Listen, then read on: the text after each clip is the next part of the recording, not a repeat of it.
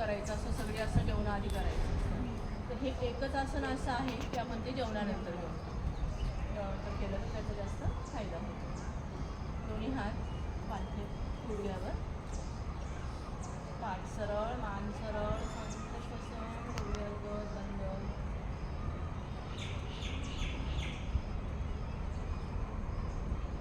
श्वास घ्यायचे,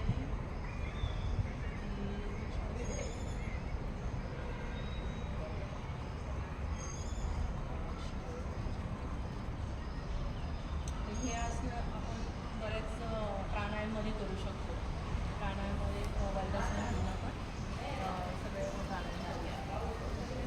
आता वज्रासनामधूनच आपण उष्ट्रासन करणार आहोत. पहिल्यांदा गुडघ्यावर उभं राहायचं आहे.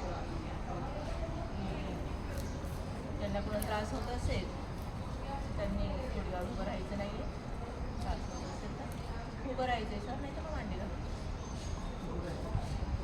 गुडघ्यांवर उभं राहायचं. दोन्ही गुडघ्यांमध्ये थोडंसं अंतर आणि दोन्ही पायांमध्ये थोडंसं अंतर घ्यायचं आहे. तर आपण अर्ध उष्ट्रासन करणार आहोत, पूर्ण उष्ट्रासन नाही करणार.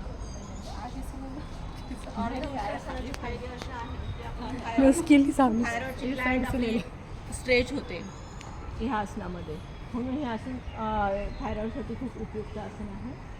पहिल्यांदा एकला गुडघ्यावर उभं राहायचं, दोनला डावा हात असे सावकाश फिरवून पाठीमागे ठेवायचा आहे कमरेवर, पाठीमागची साईड. तीनला उजवा हात गोलाकार फिरवून श्वास थोडं सरळ, छाती पुढे आणि डोकं अलगद मागे टाकायचं आहे. पुढे जे स्ट्रेच होते फील करायचं आहे. शांत श्वसन.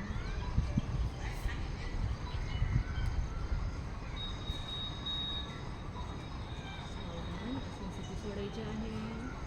1 मान सरळ, 2 पहिल्यांदा उजवा हात जागेवर, 3 डावा हात जागेवर, सावकाश वज्रासन.